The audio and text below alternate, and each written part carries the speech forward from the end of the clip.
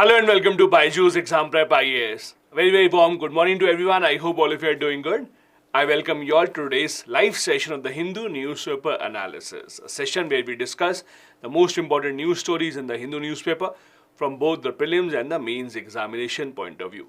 Before we begin this session, there is an extremely important announcement for all of you.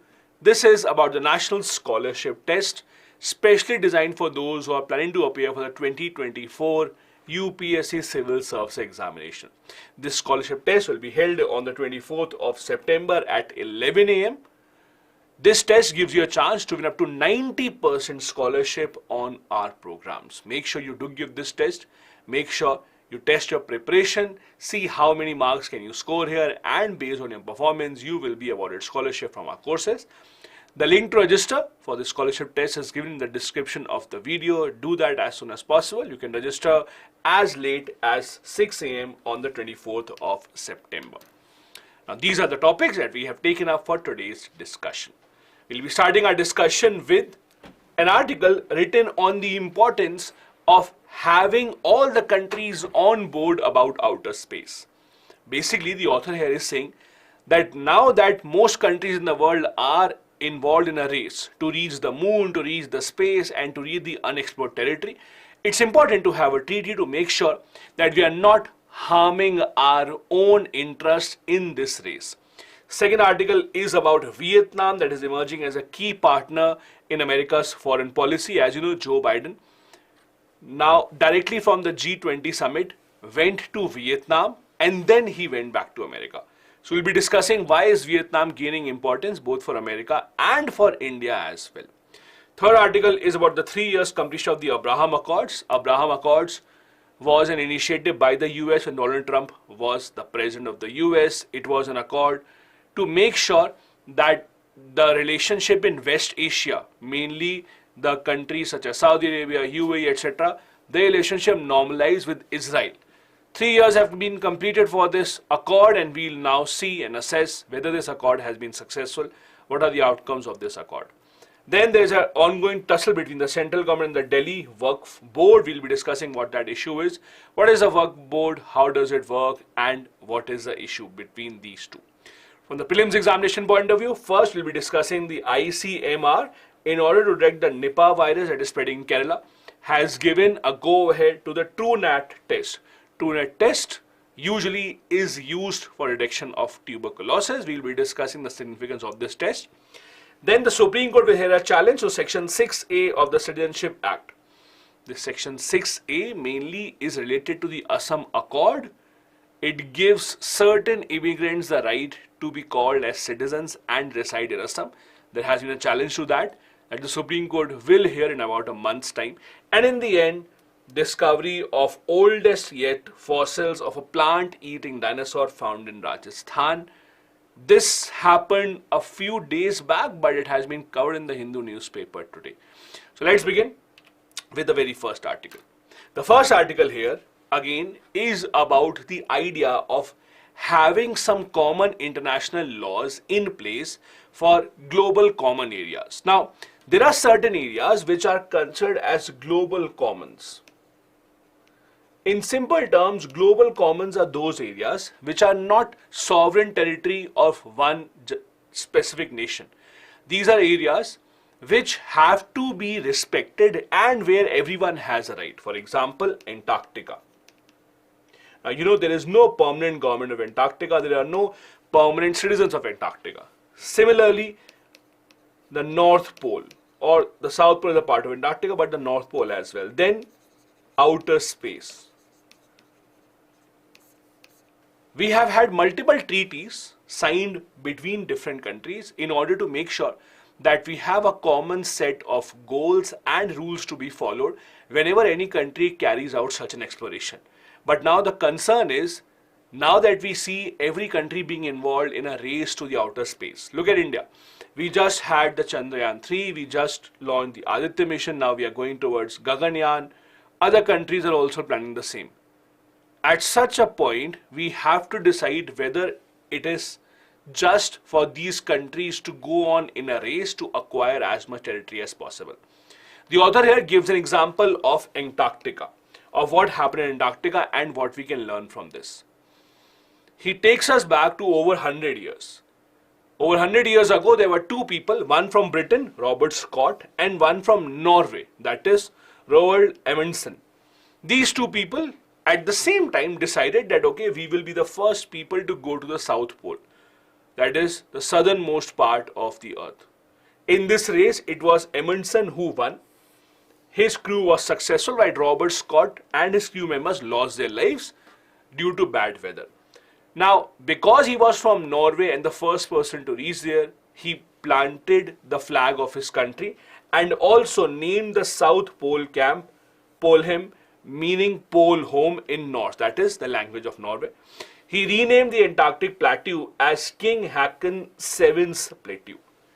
This was the beginning of countries trying to capture territory in the global commons such as Antarctica. Norway again in 1939 started saying that because we were the first one to reach this area, we have the right to rename this area in whatever way that we want. We have the right to acquire as much area. For example, in 1939, Norway laid claim to a vast area in Antarctica, called it the Dronning Maud Land or Queen Maud Land. It was as big as 1/6 of the entire continent. Similarly, other countries also were not to be left behind. After the discovery of this huge new land unoccupied, all these powers who had these dreams of occupying more area, they also started laying claims. Countries such as Australia, Argentina, Chile, France, New Zealand, all of them started saying that we also own a part of the territory in Antarctica. This race went on for many years. In 1959, finally, the US president of that time, Dwight D. Eisenhower, he called a meeting called the Antarctic Conference. In the meeting, it was decided that rather than fighting over the territory of Antarctica, why not work together? Why not make sure that we make it a place where everyone is invited and everyone should follow some standard rules? In this meeting, Argentina suggested that atomic explosions should be banned in Antarctica because 1950s was the time that most of these big superpowers were trying to develop atomic bombs as quickly as possible. America had already done that. We had the Soviet Union, and then other countries were also trying to get their hands on atomic bombs. So Argentina was worried because if you look at the geography, Argentina is one of the closest countries to Antarctica geographically. So Argentina was worried that if big powers start using Antarctica as their lab to explode bombs to see if the bomb is successful or not, it would have a negative impact on their country. So Argentina decided to propose this, that let's at least ban all these nuclear explosions. America was not happy. America, in fact, wanted to use Antarctica and its land for nuclear explosions. America said, let's only ban tests without prior notice. So if a country does give prior notice, that country should be allowed to conduct tests. That was America's point of view. However, when these 12 countries negotiated, in the end, it was Argentina's point of view that prevailed, saying that no country can conduct atomic tests in this part. These 12 countries came together and decided that we will have our common rules. We will make an Antarctic treaty to make sure that there is no country that is flouting the norms. Over time, this treaty has expanded. Many other countries have also joined in. Now, there are 54 parties to this treaty. There are 29 countries that have a consultative status, including India as well. India also, as you know, has multiple research stations in Antarctica, and we have been carrying out many research programs in this part of the world. Now, coming to the bigger point in question as per the author. The author is saying that the question of Antarctica is more or less settled. Now the world is moving towards moon, towards outer space, and we need to ensure that there are special norms in place, just like we have the Antarctic Treaty. We just saw Russia's mission to moon, that was not successful. At the same time, we saw India's mission at the moon being successful, meaning that there are other countries also planning similar missions at the same time. So rather than this being a race amongst the nations, why not collaborate? Why not make sure that we can take advantage of each other's research prowess? It's not that we do not have a treaty for moon. In fact, in 1979, the UN General Assembly adopted a resolution that talked about space probing humanity's dealings, and moon should also exclusively be used for peaceful purposes only. Now you might question, what else will the moon be used for if not peaceful purposes? Don't be sure of that, because there are a lot of people in the scientific community that have very weird or very different ideas. For example, one big problem that the world is facing is the disposal of the nuclear waste. No one really knows how to dispose of nuclear waste that has spent its energy in the nuclear power plant, what to do with that. You cannot really dump it because it will then poison the underground water. You cannot just throw it in a water body. There are some ideas, why not just go and leave it in the space? There are some people who have given these ideas as well. Because of which we have to specifically mention in these treaties that it should only be for peaceful purposes. This agreement also talks about the natural resources of the moon, which are common heritage of mankind. Meaning that just because one nation reaches the moon first and the other nations are not too quick to reach the moon, that doesn't mean that one single nation can lay all its claim to what they found on the moon. This is what the topic in the article talked about. Now let's go slightly beyond that and discuss about what are the other treaties that exist about outer space and not just moon. Altogether right now there are about 5 UN treaties on outer space, one of them being one on moon. But there is a treaty, for example, in 1967, that was the first one of these, called the Outer Space Treaty. Then we had the Rescue Agreement of 1968. For example, Rescue Agreement was, if astronauts of any country are in trouble and some other country is sending a mission, it is a responsibility of the other country also to rescue those astronauts. Don't think that I will not rescue astronauts just because they are not from my country. So it is your shared responsibility. Then we have a liability convention that if your, for example, program causes damage to someone else's satellite, then you have to be the one liable. Registration convention on registering the objects which you are launching in the outer space, you cannot do it in secret, and the moon agreement that we just talked about. So it's not that we have any dearth of such treaties. The UN has taken a lead on this. So far, these treaties are working well. So far, we have not had any conflict as such. But before we reach that situation, as per the author, we must make sure that every country respects these treaties as much as possible.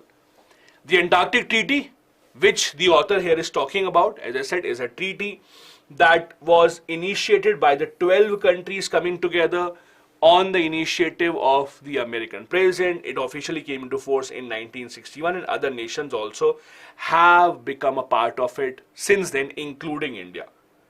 It mainly says that the content will only be used for peaceful purposes. There will not be any military activities. There is no territorial sovereignty in this part of the world.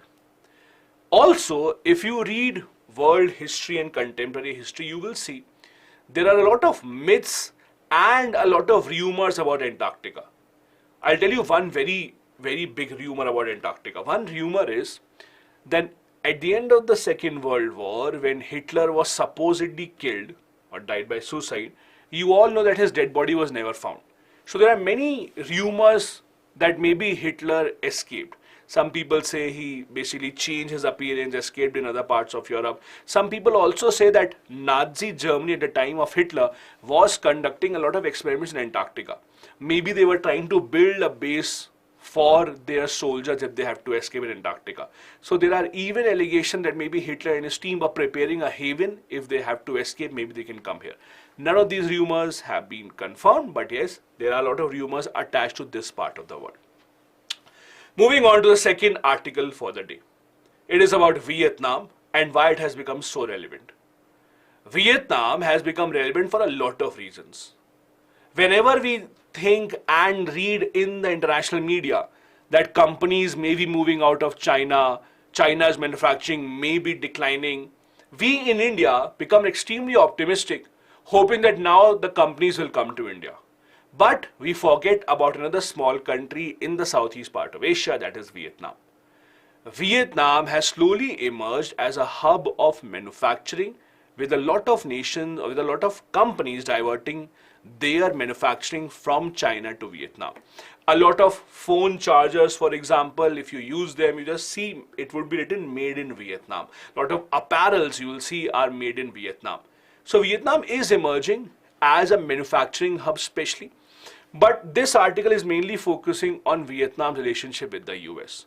Joe Biden, the American president, after conclusion of the G20 in India, did not go back to the US. Instead, he chose to go to Vietnam. Now, this is extremely relevant for one very interesting reason. Many of you might not have realized this. Since the 9/11 World Trade Center terrorist attack in the US, it took place in 2001. Since 2001, whenever we have 9/11, means 11th of September, every year 11th of September, the American president, whoever is the American president, is present there in a ceremony where they remember those who have lost their lives. This time, it was the first time ever that an American president, that is Joe Biden, was not present in that ceremony. He instead chose to go to Vietnam. He could have went back to America from India, attended that ceremony and maybe changed his plan, but he did not. So there is a lot of significance to the visit that he did to Vietnam. India and Vietnam relations also have come a long way, but let's first focus on America and Vietnam. The interesting part is, historically, America and Vietnam have had a lot of conflicts. America was involved in this infamous Vietnam War. It was a time that Vietnam was moving towards communism, adopting the ideology of USSR. America did not like it. America waged a war, the infamous Vietnam War, where America had to face a defeat. Vietnam, for most part of their history, has been much closer to USSR. But now, Vietnam changing its direction, moving much closer to America, is a very big development both in American foreign policy and also in Southeast Asia. In fact, if you look at the history of Vietnam, similar to India, they have also been close to USSR. Like in 1978, Vietnam signed the Treaty of Friendship and Cooperation with the Soviet Union. So now that a similar kind of a relationship between the US and Vietnam exists is a big deal. US and Vietnam relationship has now been elevated to comprehensive strategic partnership level. This level of relationship Vietnam has only with China, Russia, India and South Korea. So US is the fifth country with which Vietnam now has this kind of a relationship. It is extremely important because this year is the 50th anniversary of the Paris Peace Accord. Paris Peace Accord led to the end of the Vietnam War, where America was fighting against Vietnam that was being supported by the USSR army. It was again one of those theaters of indirect war in the Cold War era. Vietnam also is a huge trading partner for the US. Vietnam is the 10th largest trading partner for the US. In 2020, the trade between the two was $92.2 billion and exceeded $138 billion in 2022. Just for context, if you can't understand, this is very similar to India-China trade. Very, very similar, almost the same as India-China trade. So now look at the potential that Vietnam has in manufacturing. It is supplying a lot of that stuff to the US. Also, the Indo-Pacific Economic Framework for Prosperity, it is IPEF, that was launched by the US recently, where India was also interested. Also has Vietnam as one of the founding members, which means that America is interested in elevating the relationship with Vietnam. A part of that has to do with China. Now we all know China has continuously made claims that the entire South China Sea is their territory. So much so that none of the countries bordering the South China Sea, including Vietnam, can do anything in the exclusive economic zone. So Vietnam for a long time has been trying to have friendship with countries that can counter China.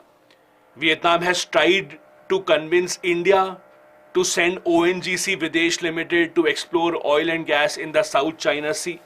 Now they are opting for a closer friendship with the US, maybe hoping that with the US coming to help Vietnam, China's attempt to force Vietnam out of its own exclusive economic zone may dampen.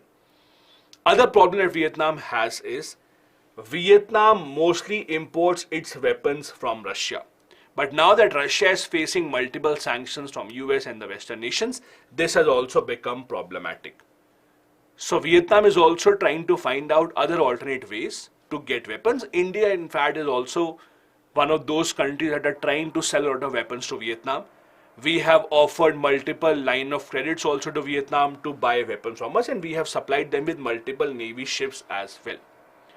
It was in 2014 that China forced Vietnam out of its own exclusive economic zone, saying that the entire South China Sea is ours. This is where US can play an extremely important role. USA, as you know, is also trying to find an alternative to China so that the Chinese manufacturing power reduces. US is trying to start the process of friend-shoring supply chain. What is friend-shoring? Friend-shoring means when you partner with or you send your companies only to the friendly countries. So you choose a few friendly countries and you make sure that you only buy or sell stuff to those countries. That is called friend-shoring. So US is trying to ensure that their semiconductor industry supply chain is not bound by China, rather it is dependent much more on Vietnam.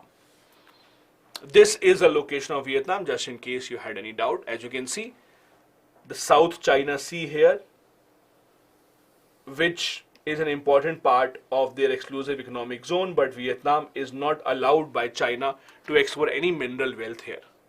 Means they are losing out on a lot of economic reserves just because China is threatening them not to take advantage of this area.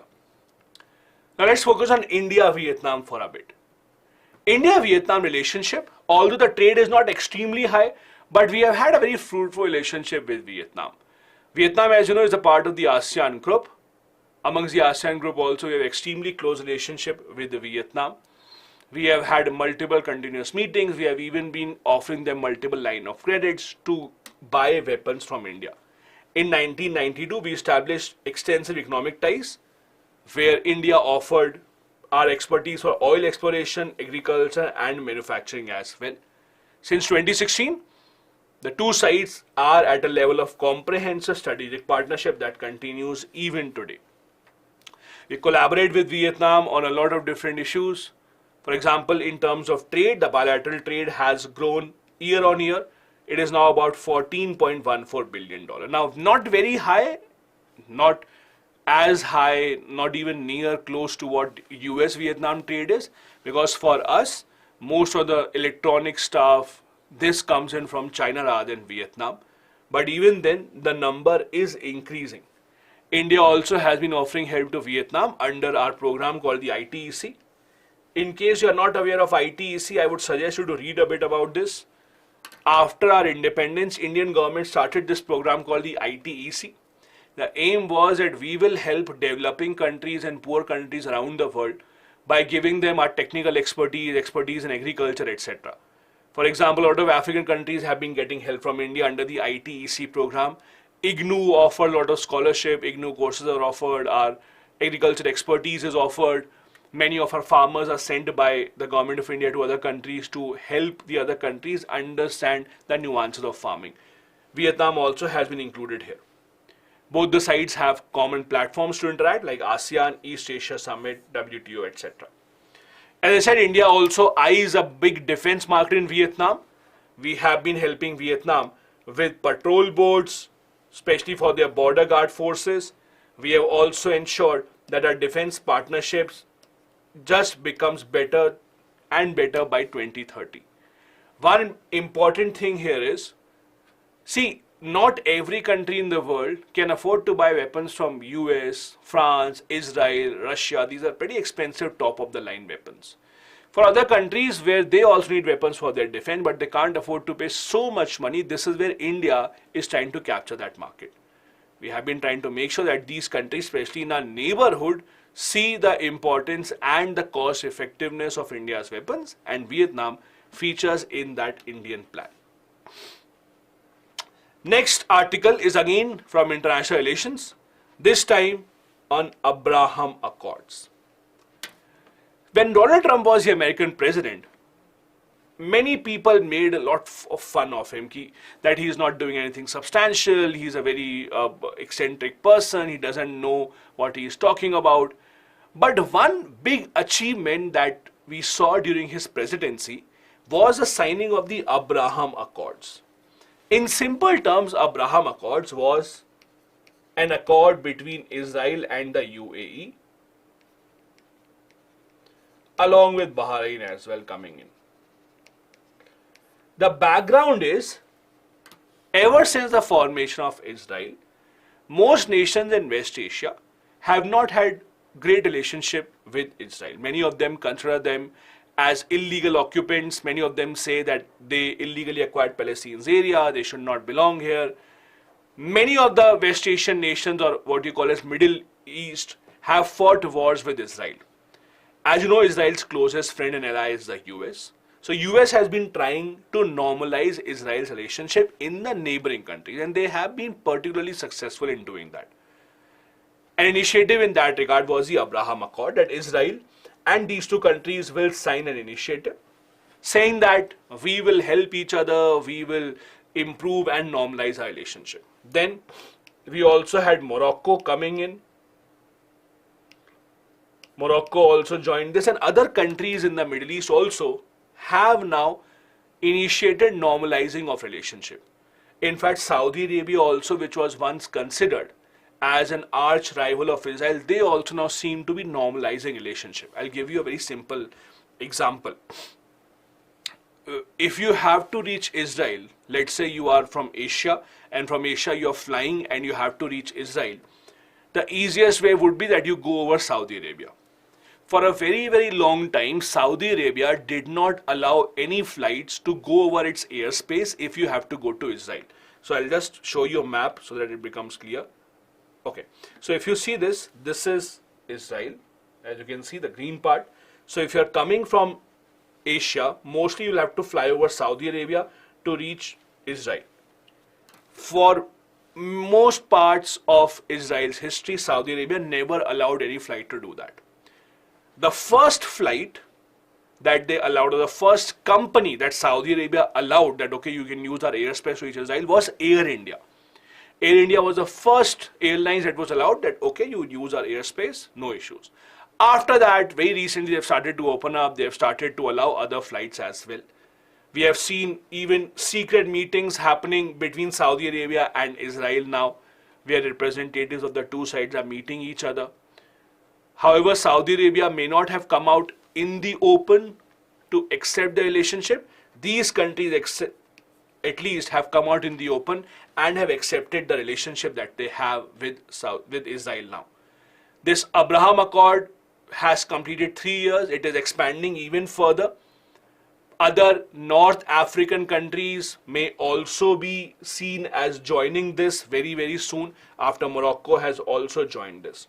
Now, what this has done is, this has been extremely beneficial for all the countries involved, including India as well, although India is not a part of this. But if you look at it from India's point of view, India has close relationship with all of these nations. A lot of Indians work in these nations, a lot of Indian students go to these nations. So they have to catch flight from one country to the other country. Because the relationship was not that great, there were no direct flights. So you had to connect from one country to the second, to the third, so on and so forth. Now that has eased out. In fact, trade between Israel and West Asian countries has increased 74% from 21 to 22. Tourism also has increased immensely. In 2021, number of Israelis coming to UAE for tourism has increased by 172%. Similarly, number of Israelis going to Bahrain has also increased exponentially. See, increase in tourism, increase in economic activity is always a good output for every country involved. Because at the end of the day, this is the cleanest form of revenue that a government can earn. It is the best form of revenue. You would not have to invest a lot of money, you would not have to work very hard for it. This also brings a very good prestige, the word of mouth spreads, and other people also start coming in. This does not even have an expiry date. So every country tries to explore these tourism related revenues. Look at example of Saudi Arabia. Do you know a few years back Saudi Arabia did not even allow a tourist visa? A few years back you could not go to Saudi Arabia for tourism. There was no tourist visa available. You could go for Hajj, you could go for official business, you could go to visit family, but no tourist visa allowed. Tourist visa is something that is allowed in almost every country.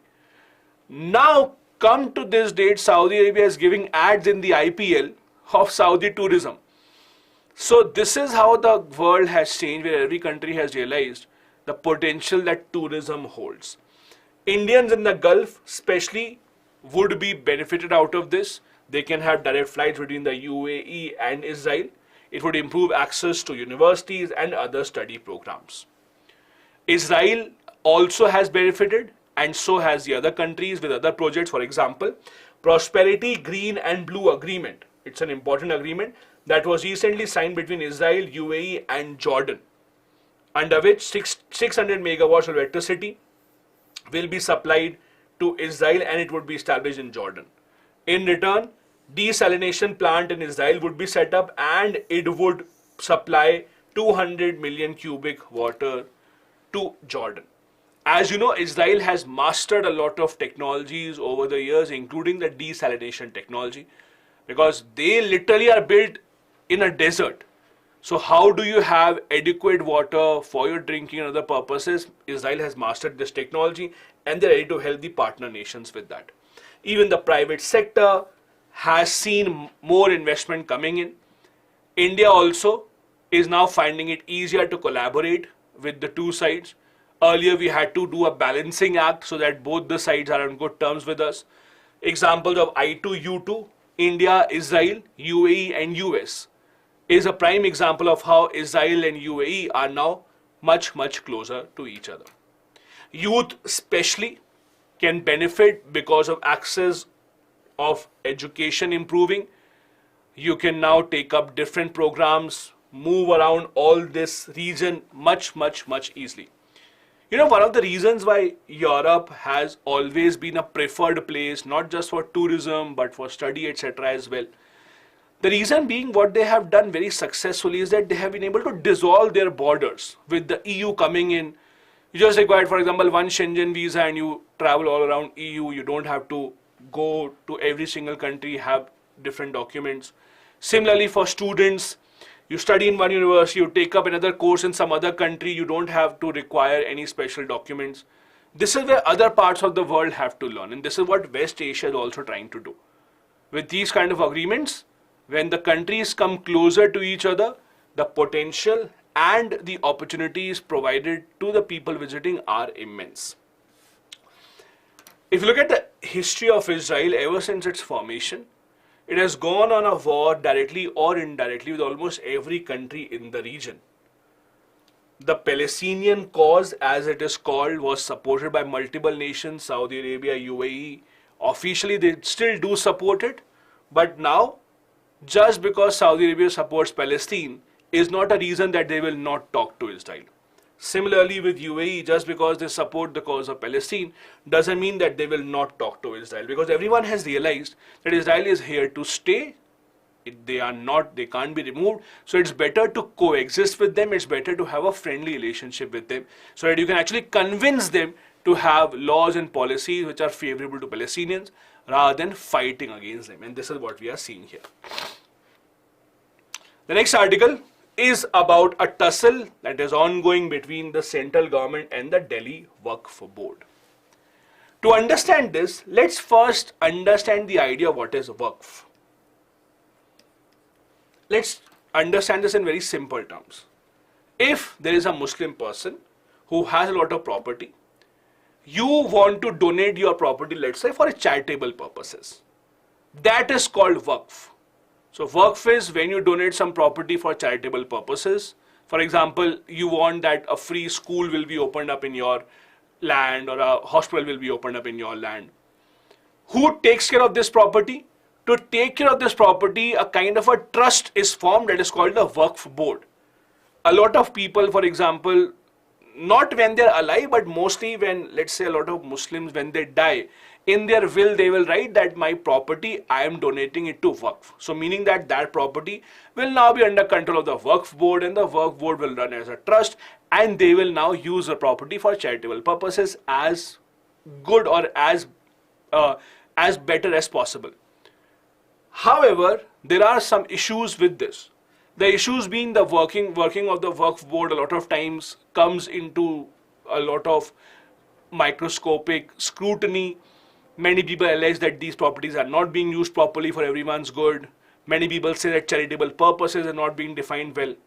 However, this current issue is between the Delhi Waqf Board, because Waqf Board exists in every state, and the central government. So what has happened is central government, especially Union Urban Affairs Ministry, has taken over 123 properties that belong to the Delhi Waqf Board. These properties include historic mosques, dargahs, cemeteries, etc. Now, obviously, Delhi Waqf Board is not happy with it. The issue goes back to a few years. Delhi High Court had made a committee. This committee was called the SP Garg Committee. This committee had to see whether Waqf Board has any objections to the transfer of ownership of this property to the government or not. When this committee called for objections from the Waqf Board, no one approached from the Waqf Board. This is what the committee says. The committee says no objection came from the Waqf Board. So now we are allowing, or we suggest that yes, these properties should be transferred to the central government, to the Urban Affairs Ministry, who can make a better use of it. Waqf Board obviously is not happy. They are saying that no, we did not even know about this committee. Committee never reached out to us. We always thought that these are our properties. You cannot just take them away. Waqf Board is saying that the court order is illegal. You should stop the surveys. You should not allow these properties to be taken away by the government. There has to be a fresh survey conducted. We'll take part in it. These are properties that have to be under the control of the Waqf Board. Central government, on the other hand, says that the Waqf Board cannot be the owner of any of these properties. They may be a custodian. Custodian is someone who takes care of a property for some time, more of a caretaker, but you cannot be the owner of these properties. This matter was decided in the Delhi High Court. Maybe the order would be challenged in the Supreme Court as well. Now, as I said, Waqf simply means a property that is given for charitable or religious purposes. It usually happens when the person passes away. In the will, the person writes that I want to give away my territory to the Waqf. This is how it usually happens. Also, the Waqf property is then managed by the Waqf Board. It is usually formed through a deed or an instrument. It is used for religious and charitable purposes. To manage these properties in every state, we do have Waqf boards. Also, the money coming into this is used to finance education institutions, graveyards, shelter homes, etc. The rule also says that a person creating the Waqf cannot take back the property, and the Waqf would be a continuing entity. So you cannot take back the property saying that now I want that property to be given back to me. At the central government level, we also have an important body regarding this that you need to remember. We have something called the Central Waqf Council. It's a statutory body working under the Ministry of Minority Affairs. It was set up in 1964. Also, it says that the Waqf Board will be the body responsible for the administration of Awqaf. Awqaf basically means asset. This Waqf Council consists of a chairperson who is a union minister in charge of the Waqf. Also, it should not have more than 20 members appointed by the government of India. This is how this works. The Waqf issue right now between the central government and the Delhi Waqf Board does not seem to have concluded. There may be appeals filed soon, and we'll have to see what is the final judgment going forward in the highest court of the land. From the prelims examination point of view, a few news stories. First, as you know, unfortunately, the Nipah virus was spreading in Kerala. There have been multiple cases found out. All the government is claiming that they have been able to control the spread. The news is that ICMR has given the permission to conduct the Truenat test to detect Nipah. Now, Truenat test is essentially to detect tuberculosis, that is TB.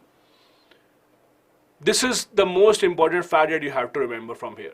It became extremely famous when we had the COVID-19 crisis also. There were a lot of reports that maybe these kind of tests can be used for conducting tests for other diseases as well. But Truenat test mainly is created to test tuberculosis existence. It is a new molecular test.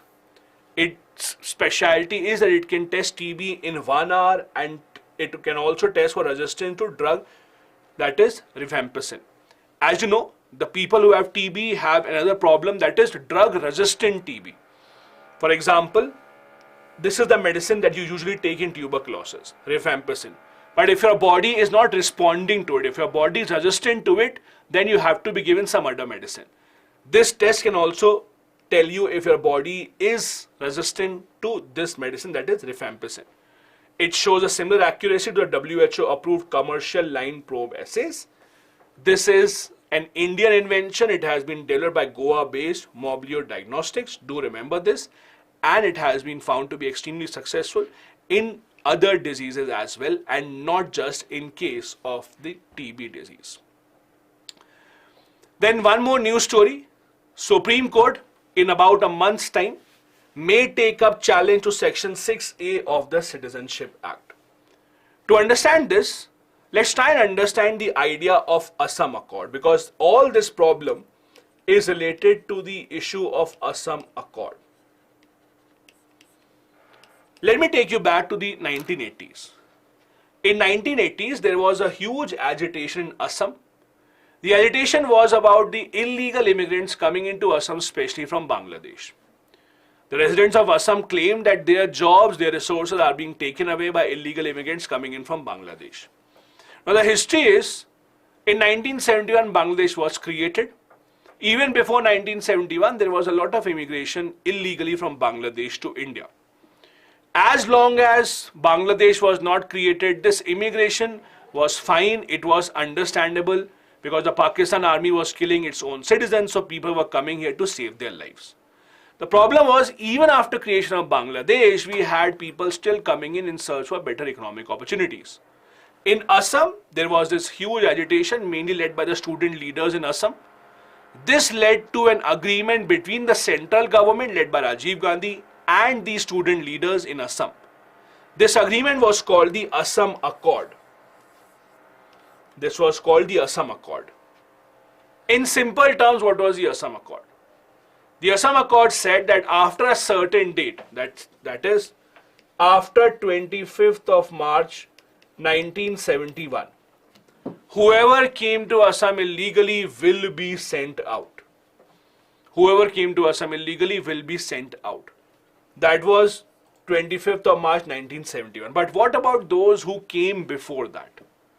So people who came to Assam before that, they were categorized into two categories. First category, people who entered Assam before 1st of Jan 1966. So people who entered Assam before the 1st of Jan 1966 will be considered as citizens of India and residents of Assam. No issues, they will be given all the rights. But those who entered between 1st of Jan 1966 and 25th of March 1971, they would be given the rights and obligations, but they would not be able to vote for 10 years. So for 10 years, they would not have the voting right, otherwise they would be considered as citizens. Now, this particular clause of Assam Accord was included in the Citizenship Act when the Citizenship Act was amended. As you know, the Citizenship Act of 1955 has been amended multiple times. One of the amendments said this only, that those people who entered Assam between these dates will be given the residency of Assam without voting right for 10 years, and those who came to Assam before this date would be considered as the residents of Assam. This now is being challenged. The challenge in the Supreme Court is, how can you randomly include a date in the Citizenship Act? Especially because if you look at Article 6 of the Indian Constitution, Article 6 of the Constitution says that immigrants coming to India before 19 July 1948 will be given citizenship. So Constitution of India decided this as a cut-off date. How can the government, because of the Assam Accord, randomly give any date that any people coming in after this would be considered citizens or not? This is written in section 6A of the Citizenship Act. And this is the section 6A that is now being challenged. The section 6A that was inserted later on as an amendment after the Assam Accord, this is being challenged on the ground that this date is random. Article 6 of the Constitution defines 19 July 1948 as the only date to give citizenship to the immigrants. This is the matter Supreme Court will hear. Now, Assam Accord, as I said, was a landmark agreement to bring an end to the Assam movement. The Assam Accord was not just about citizenship, by the way. It had other provisions as well about the development of Assam. Government promised more investment in Assam. They promised setting up an oil refinery in Assam. They promised a lot of things, promising that there will be more jobs created. But the big matter of contention was this illegal immigrant issue, and there was focus only on this issue. It was the Assam Students' Union that led this agitation. It was a very violent agitation. All the elections were boycotted. People were told not to go and vote. There were elections that saw almost 0% voting, almost 0%. Hardly anyone went to vote. This is when the government of India had to sign the Assam Accord with these parties in order to bring an end to this agitation. This is a short timeline of the Assam Accord, what happened between 1971 and 1991, how many people came in, the growth of Assam's population. Because if you see, how do you decide or how do you understand people are coming in from outside when you see your population increasing drastically in a few years? That's an indication that maybe a lot of people are coming in from outside. This is what happened in Assam. From 1971 to 1978, there was a 50% increase in the number of voters in Assam. That pointed out towards the fact that yes, illegal voters are coming in. For example, nearly 50,000 illegal voters were detected in Mangaldoyi Lok Sabha constituency alone. This is what led to all this issue. The last news of the day, just a short one, is the oldest fossils of plant-eating dinosaur have been found in Rajasthan. Usually from this kind of a news story, rather than going into a lot of detail, just remember a few facts. For example, the name of the dinosaur, where is it found, any specialty. So they have been found in the Thar Desert near Jaisalmer Basin by the Geological Survey of India. As per the scientists, they belong to the Middle Jurassic period. The most important part of this discovery is that these dinosaurs are found to be herbivores, that is only plant eating or grass eating. The name of the dinosaur is sauropod. So these are sauropod dinosaurs, long necked dinosaurs that were seen in the Jurassic Park movie as well. Also, they belong to a family of dinosaurs called Dicrasaurids, and also the super family of these dinosaurs is called Diplodocus. I'm sure many of you would not be able to remember this, including myself. So rather than trying to remember all these family names, at least try and remember this variety, and do remember that they have been found in Jaisalmer, the oldest fossils recovered from India, and the specialty is that they were herbivore in nature. This brings us to the end of today's discussion. Here are a couple of practice questions. First, about the global commons, that is the areas which are common for the entire world community, be it the outer space or the Antarctic. The second question is about what is happening in West Asia and how does it impact India in the future. Make sure as soon as the session ends, you go over to our Telegram channel, you attend the quiz based on the topics that we have just discussed, and also practice questions, practice answer to these questions. Use our student answer writing portal to write your answers and give each other feedback. Reminding you, this weekend we have the National Scholarship Test. Don't forget to attend that. Register for that using the link given in the description of this video. Thank you so much for watching. Have a good day ahead. Bye-bye. Jai Hind.